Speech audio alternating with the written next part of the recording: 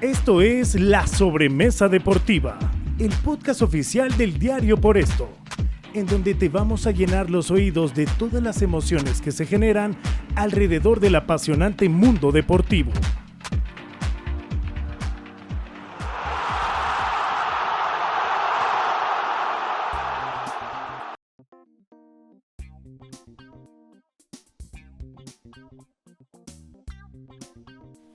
Hola, ¿cómo están? Bienvenidos a la sobremesa deportiva del diario Por Esto, esta edición de podcast que estaremos con ustedes, Daniel Montes de Oca, yo soy Aline Arnott. Nos da muchísimo gusto saludarlos en este año mundialista, donde desafortunadamente, Dani, la selección no nos ha dado alegrías. La realidad es que creo que yo recuerdo también algunos mundiales así, pero no vamos a llegar a Qatar contentos, ni seguros, ni nada. ¿Cómo estás, Aline? Mucho gusto acá en reencontrarnos, sí. algunas semanas o algunos meses después. Pero aquí estamos muy contentos, sí, ya prácticamente a semanas, ¿no? A días de la Copa del Mundo. Y como bien dices, la selección mexicana de fútbol no llega envuelta en un halo de optimismo, ¿no? Ni mucho menos de esperanza.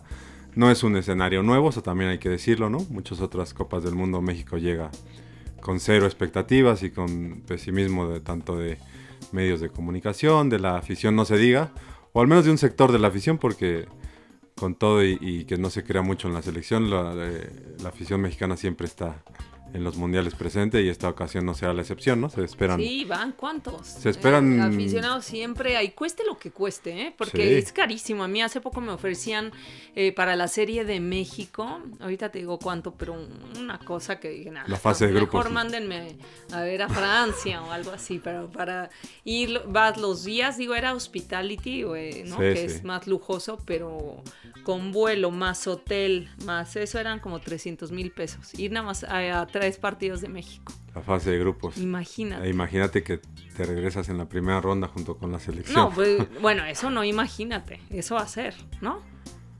Bueno, ¿o todavía eres de esos emocionados? La realidad hoy indica que sí, que México está más cerca de jugar 3 partidos que de jugar 5, sí. ¿No? Como la esperanza cada 4 años de llegar al famoso quinto partido. No, ahorita ya no es eso, ¿no? Ahorita es el cuarto partido.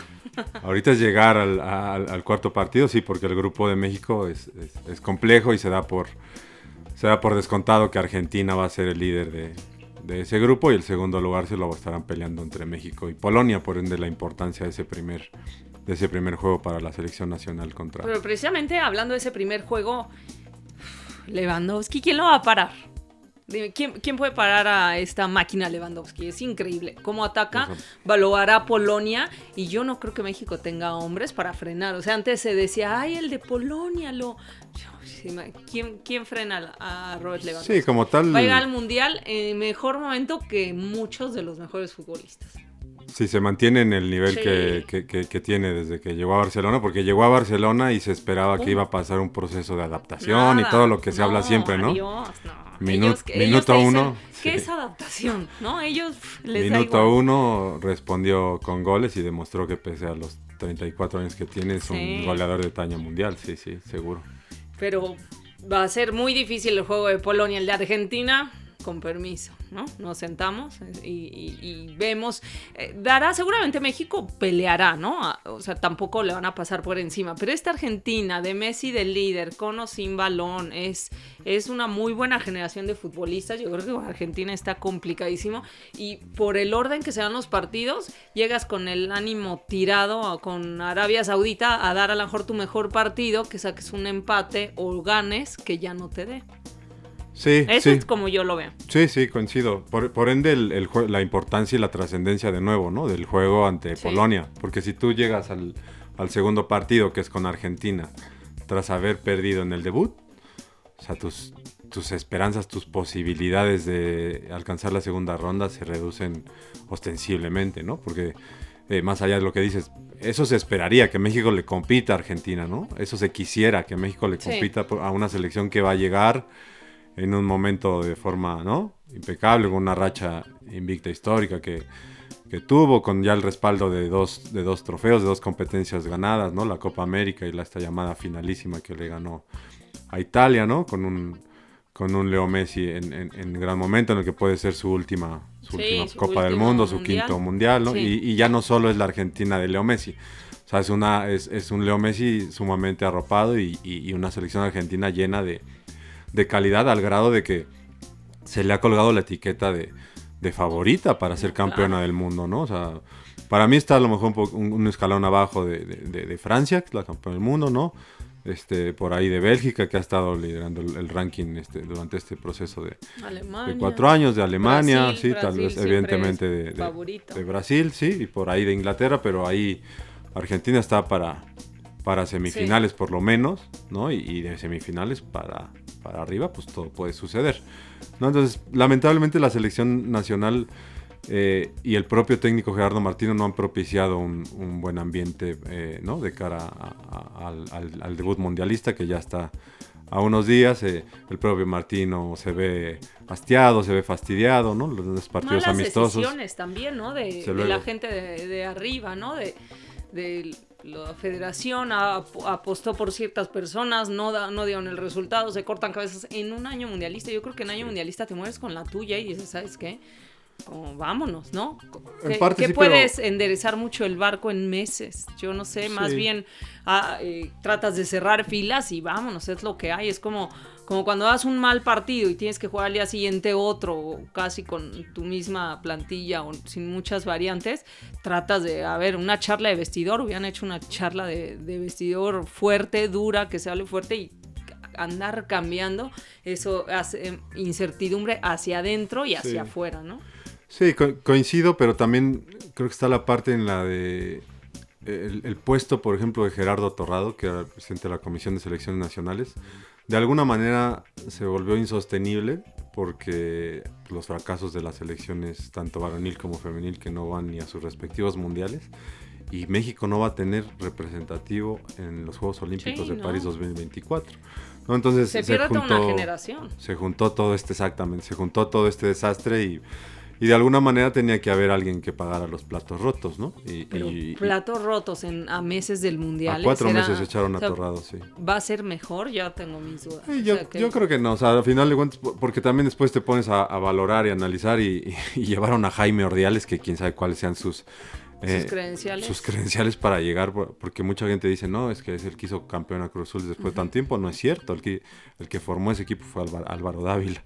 O sea, Jaime Ordiales no estaba en ese equipo de Cruz Azul, ¿no? Yo tiene buena relación ahí, pero no sé si con Martino. Pues Martino sí se molestó con la salida de Torrado. Martino tenía muy buena relación con Gerardo Torrado, que en teoría era el encargado, al que le tenía que rendir cuentas Martino, cosa que al parecer no sucedía, ¿no? Porque la selección lleva 2 años jugando muy mal y no había una autocrítica ni nada que se externara hacia afuera, ¿no? Que se dijera así, estamos jugando mal, se está revisando esto con el técnico, etcétera, etcétera. Pero Martino, después de sus vacaciones bastante largas en Argentina, cuando volvió a dar la cara aquí en México, hizo público una especie de rompimiento y de cuestionar la decisión de John de Luisa, de decir, fue absolutamente injusta y la salida de Torrado, y si en mí hubiera quedado, yo no lo hubiera echado. Además de que le envió un mensaje de inmediato llegando a Jaime Ordiales, como de decirle, pues, ¿quién eres? Maestro, no estuviste en un proceso de 3 años, 8 meses, llegas a la parte final, hoy difícilmente puedes opinar, ¿no?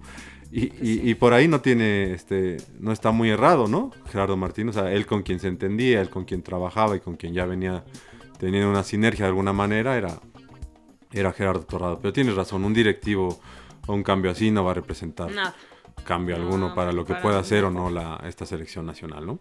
Oye, precisamente para hablar de la selección mexicana tenemos a un invitado, un gran periodista con quien vamos a estar hablando. Seguro, ahorita le marcamos y lo presentamos como se merece, Aline.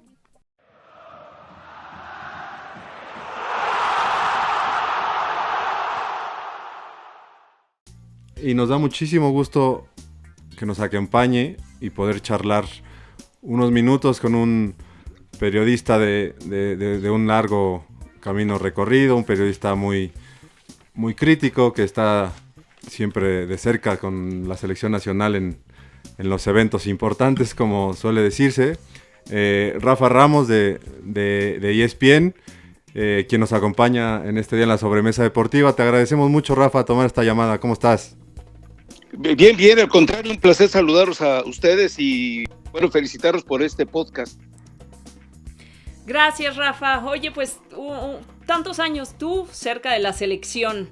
Increíble ahora ¿qué contraste o qué selección ves hoy rumbo en año mundialista comparado con las que recuerdes? ¿Es la peor que te ha tocado ver? Yo creo que sí, es decir, si comparamos la decepción de lo que ocurre en la cancha, si comparamos eventualmente la forma desfasada de trabajar de Gerardo Martino, es decir, se toma un año sabático en 2020, se niega a viajar en la pandemia, aunque la federación le ofrece un jet privado, y ahora se toma el tiempo que se le pega la gana sin estar presente en el arranque del torneo.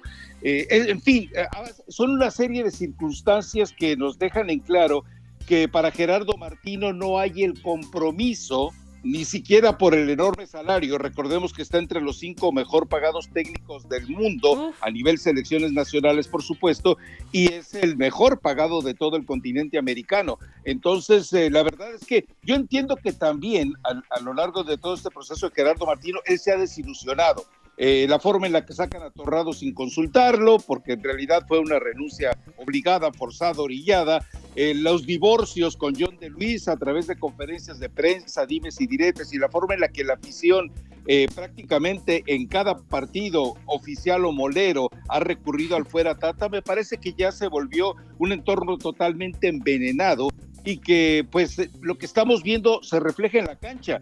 La última versión del Tata Martino, que coincide con lo que dijo Andrés Guardado, es: esperemos que todo esto que se está viviendo, la presión desde fuera, la agresividad, bla, bla, bla, al momento del partido, al momento de los juegos contra Polonia, contra Argentina, Arabia Saudita, de repente esa solidaridad de grupo explote. Yo nomás le recordaría a Gerardo Martino que esa solidaridad, ese empaque de grupo, pues cuando Juan Carlos Osorio les preguntó: ¿están ustedes listos para jugar el partido de su vida contra Brasil?, hubo silencio en el vestidor, y en aquel entonces los líderes del vestidor, salvo Rafa Márquez, los líderes del vestidor hoy están acá.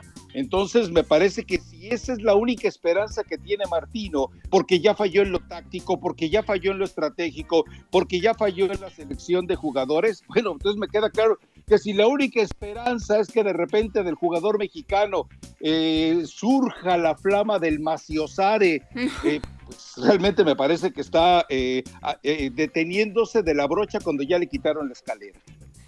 Oye, Rafa, este escenario del que hablas, a final de cuentas, tal vez sí empeoró, pero no es un escenario que tampoco sea nuevo, ¿no? Por lo regular, la selección nacional antes de una Copa del Mundo no tiene un hilo conductor entre lo que hizo en el año previo o incluso en la eliminatoria para llegar a la justa, y que se llegue envuelto en optimismo y en ilusión y demás. O sea, por lo regular hay pesimismo, más allá de todos los mexicanos que viajan a las distintas copas del mundo. Por lo regular se dice que va a regresarse en primera ronda, etcétera, etcétera. Y la realidad es que los últimos 7 mundiales México se ha quedado en la misma instancia y lejos del llamado sueño quinto partido, ¿no? ¿Tú ves realmente que esta selección esté más cerca de regresarse en 3 partidos que de llegar a ese famoso quinto, que es la aspiración desde hace muchos años? Sí, definitivamente. Es decir, yo creo que la canción que mejor va a acompañar a la selección mexicana es la de Amarga Navidad de José Alfredo Jiménez. Diciembre me gustó para que te vayas. A ver, la verdad es que ha habido selecciones que despiertan un poquito de apasionamiento y de fe. Puedo citar el caso de Ricardo Lavolpe con su selección para la Copa del Mundo de Alemania. Había cierta expectación por lo que podía ser también Miguel Herrera. Los casos de Javier Aguirre, que de repente había mostrado la capacidad de saber aprovechar a jugadores, sobre todo teniendo líderes eventuales como Cuauhtémoc Blanco, Rafa Márquez, etcétera.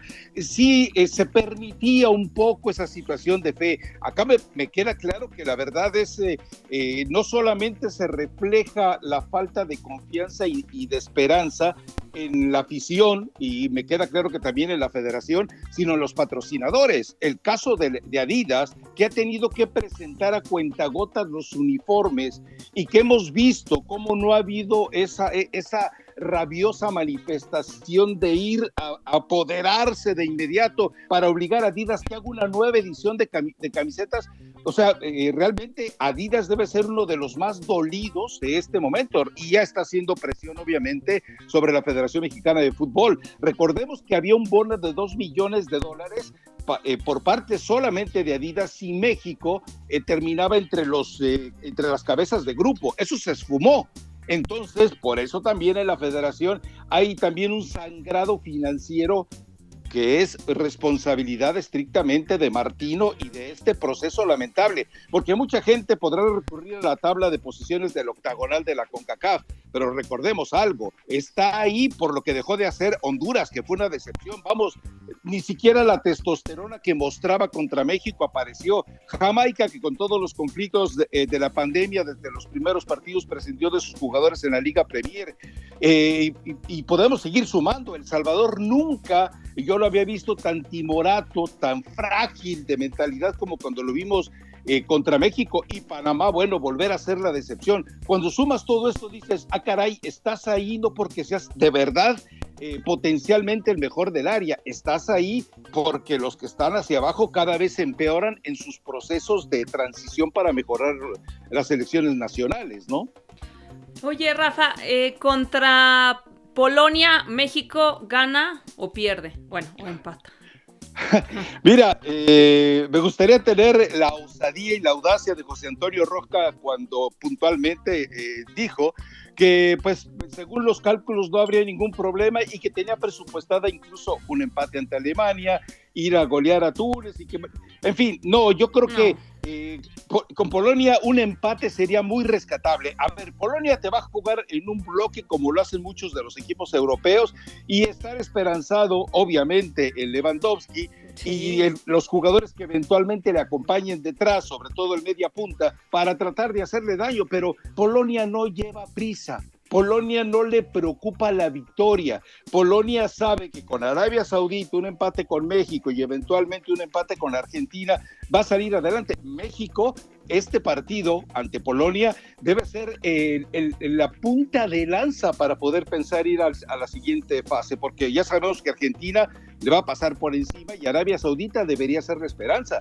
porque recordemos que hemos visto Copas del Mundo, con Javier Aguirre le pasó que llega al partido contra Ecuador con 6 puntos y podía haber quedado fuera de esa Copa del Mundo. Entonces entendamos que todo ese tipo de circunstancias, hoy además tratando de ser un poquito generosos en los pronósticos, yo realmente no veo con qué México pueda vencer a Polonia, y obviamente lo de Argentina, lo que caiga, que no sea una goleada, por supuesto, que no sea un 7-0 espantoso como ya quedó marcado en las mismas cabecitas de estos seleccionados mexicanos, lo que pasó en Santa Bárbara ante Chile. Eso ya sería prácticamente salir ganando, pero yo no veo ni remotamente posibilidades de que México siquiera se asome después de la fase de grupos en la Copa del Mundo.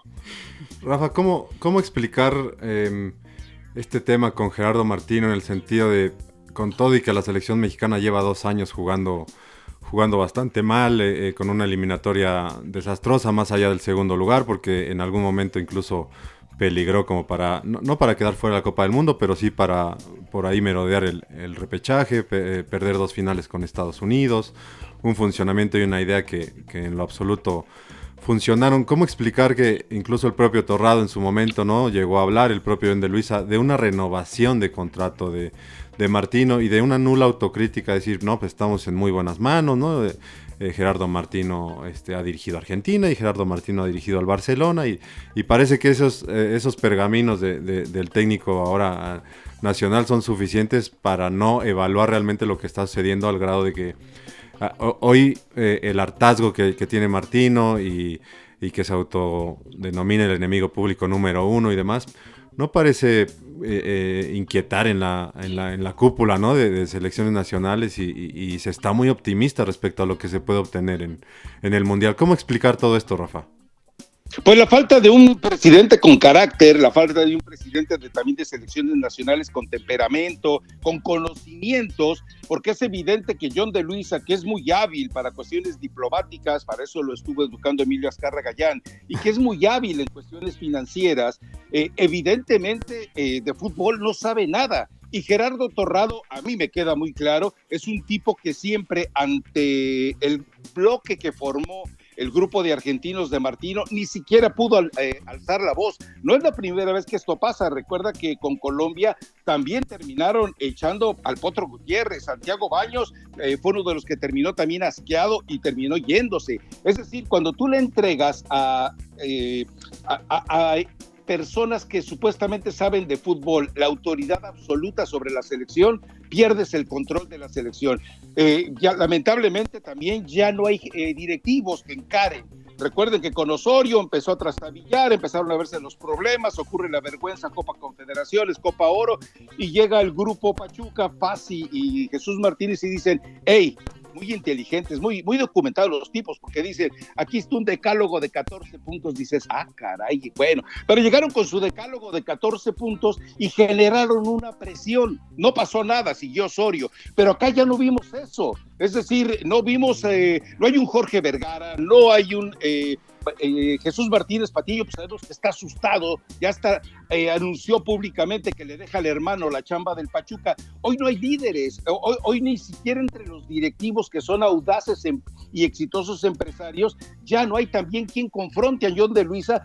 Bueno, recuerden que los directivos le pidieron a John de Luisa que después de los traspiés que había tenido el Tata Martino, lo presentara en una asamblea de dueños, en una junta de dueños, como decía Sven-Goran Eriksson, y no lo llevó, no se atrevió a llevarlo. Entonces, también entendamos, si John de Luisa ha sido pusilánime, si Gerardo Torrado fue pusilánime, y cuando no hay una voz de mando, de autoridad que asuma de manera crítica, drástica y dramática enfrentar el problema, se cae en esto, en una inercia de conformismo y de ahí se va, cuando vemos a John de Luisa todavía seguir mintiendo en el sentido de decir, no, las cosas se van a componer en el Mundial.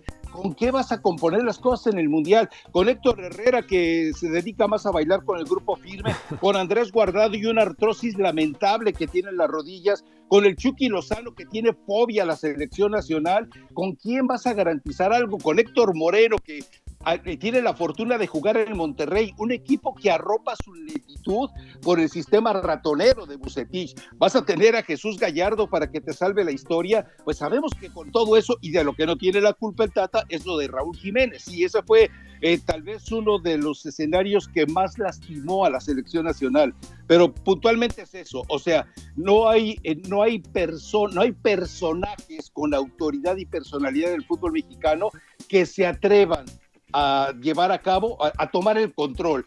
Yo insisto en algo, si John de Luisa, cuando entregan ayer la lista de 31, tuviera lo que se necesita para manejar a un fútbol como el mexicano, malo en calidad, pero millonario en finanzas, era simplemente haber dicho, ¿sabes qué, Tata? Adiós, y pones a un técnico, Miguel Herrera hubiera sido perfecto, y te coloca, o llevas a Almada y le dices, órale, agarra lo que necesitas y empieza a armarlo. Yo le tendría más fe a un proceso express con Herrera o con Almada que a seguir arrastrando los mismos lastres de miseria y de mediocridad que viene trayendo el Tata Martino. Preguntabas tú hace rato en el sentido, ¿dónde se perdió? Se perdió en todas esas desgracias, en esos jugadores en decadencia y en la incapacidad de buscar jugadores. Luis Chávez ya tiene 2 torneos, 3 torneos a ese nivel y resulta que ahora lo descubre. Kevin Álvarez, ¿desde cuándo lo venimos viendo? Pero sigue dejando fuera Fuentes, sigue dejando fuera Reyes. Aldo Rocha no está en este momento, pero es más líder que todos los que tienen la cancha en este momento Gerardo Martino. Oye, Rafa, pues tendrá que haber una reestructura, supongo. ¿Crees que haya reestructura después de Qatar? ¿Y qué podemos esperar para el Mundial del 26? A ver, lo que a mí me han dicho, y eso fue ya hace semanas, meses tal vez, es que Alejandro Irarrágorri, el nuevo amo y señor del fútbol mexicano, está quietecito.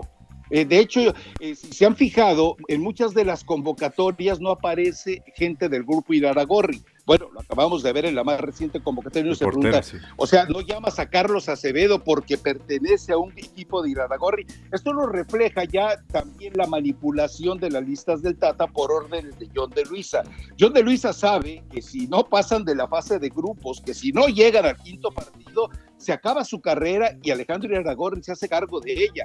Está mejor capacitado. La diferencia es que Iraragorri se rodea de gente que sabe más de fútbol que él. La diferencia en el caso de John de Luisa es que no se rodea de nadie. Cuando has tenido a Gerardo Torrado y a Nachito Hierro para que no te sirvan de nada, pues entonces quiere decir que el Tata Martino voltea y dice, pues estoy entre estos ignorantes, voy a hacer lo que me pega la gana. Sí, debe de venirse un golpe serio. Emilio Azcárraga ya no les va a perdonar un fracaso, sobre todo si por lo menos ese multitudinario escenario de que del cuarto partido en busca del quinto le sature las pantallas, por lo menos en México, pues obviamente estamos hablando de que va a perder 4 o 5 millones de dólares, y eso me parece que Emilio, que después de la Rosa de Guadalupe es lo que más le interesa, pues va a quedar muy marcado ahí, y definitivamente va a haber cambios. Lo grave es que el resto de los dueños de equipos no van a reaccionar.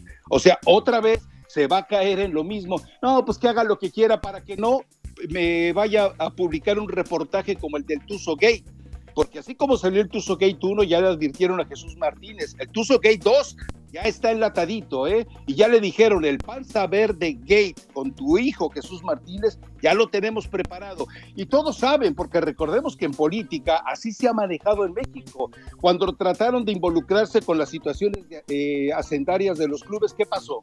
Pusieron al desnudo toda la corruptela que ocurría en Hacienda. ¿Y qué fue lo que ocurrió? Pues que torcieron totalmente el rumbo y no se metieron en problemas con el fútbol mexicano. Es gente muy poderosa, esa es la realidad. Rafa, ya para finalizar, agradeciendo estos minutos de charla contigo, no puedo dejar pasar un tema para conocer tu opinión y que nos digas, que nos ayudes a entenderlo. ¿Cómo te explicas tú el tema de Rogelio Funes Mori? Es decir, sobre todo ahora que hay tres delanteros nominales. Raúl Jiménez parece que llegue como llegue, será el titular, ¿no? Será el titular en la Copa del Mundo, pero el resurgimiento y sorpresivo de un Henry Martín, que al inicio del torneo parecía de que tenía la carrera perdida por el Mundial, y de pronto es el goleador de la Liga y una América espectacular.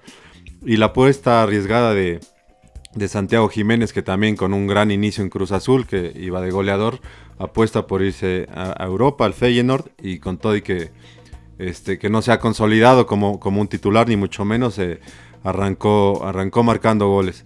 En esta lista de la que hablabas de Gerardo Martino, aparece Rogelio Funes Mori, con todo y que el torneo pasado prácticamente no jugó por lesiones, y el actual pues llevaba más de un mes sin jugar, y con todo y eso lo llama. O sea, Funes Mori parece que va porque va, ¿no? Sí, y mira, lo curioso es, yo tengo conocidos que tienen mexicanos que tienen esposas de otras nacionalidades, y fue muy curioso que en la pandemia, estando cerradas las oficinas para los trámites de naturalización, la de Funes Mori salió de manera expedita, salió prácticamente en la muestra de la capacidad de coyotaje en la que se apoya la Federación Mexicana de Fútbol, lo cual sabemos que no es novedad. Recuerden que pasó lo de los cachirules, pero con una agilidad burocrática de manera increíble, pero esta vez estaban cerradas las oficinas, y uno se pregunta, ¿quién está detrás? Yo estuve investigando cuando me pasaron el tip, entiendo que quien aparece como representante del Tata Martino es su hija, que además dicen que es una de las abogadas más distinguidas, más reconocidas, y sobre todo con un alto nivel de ética profesional, que es ella quien maneja los intereses del Tata, pero que también hay otros nexos de otros promotores, y la red de corrupción de promotores en México la conocemos, ahora encabezada por Cristian Bragarnik, pero la verdad es que es ahí donde yo encuentro la explicación, en una componente entre promotores, porque Funes Mori ya le hizo saber al Tata que no le interesa. El bullying que ha tenido la familia de Funes Mori en Monterrey ha sido de proporciones lamentables. Digo, porque puedes criticar al jugador, pero no vayas con los hijos y les digas, tu papá es un tronco y tu papá... No se vale, eso sí no se vale. Pero a final de cuentas me parece que, bueno, Funes Mori lo dijo, el que tendría que estar de titular en la selección debería ser Chicharito.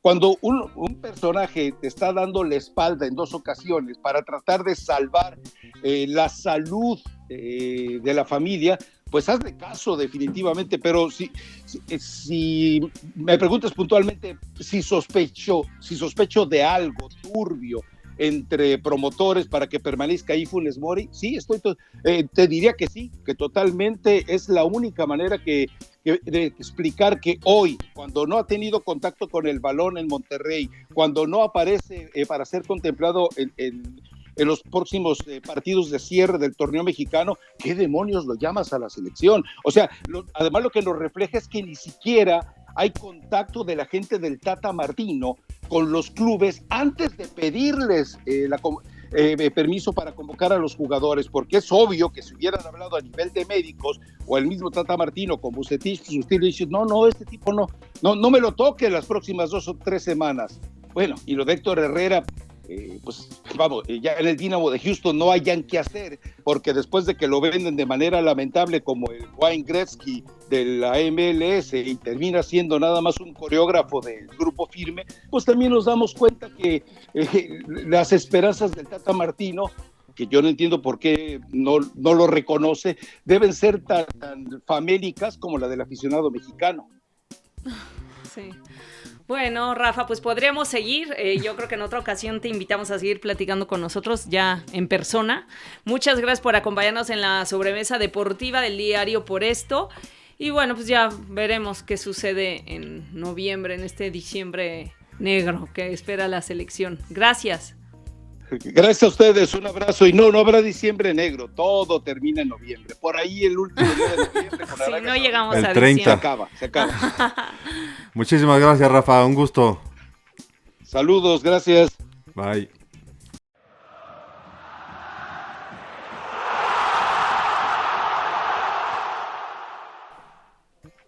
¿Qué tal, Aline? Los pronósticos y de esto que hablábamos de las expectativas alrededor de la selección, escuchando a Rafa, que es un periodista de mucha experiencia, de mucho recorrido, que sigue y conoce todo lo que sucede en el fútbol mexicano, no solo en selección nacional, habla de una realidad que de alguna manera espanta, ¿no? O sea, no todo se juega en el terreno de juego, hay muchos intereses alrededor de una selección. Un futbolista no va a una Copa del Mundo solo por sus méritos deportivos, y parecería que no tendría que asustarnos porque no es algo nuevo, ¿no? Pero no deja de sorprender cuando estás a unos días de enfrentar la máxima competencia a la que puede aspirar una selección o un país como tal, y que esto suceda, ¿no? Así es, pues ya con esto cerramos esta edición de este podcast de Sobremesa Deportiva y lo esperamos a la próxima, ¿no, Dani? Gracias por acompañarnos. Muchas gracias, Aline. A ver cómo nos va en el Mundial.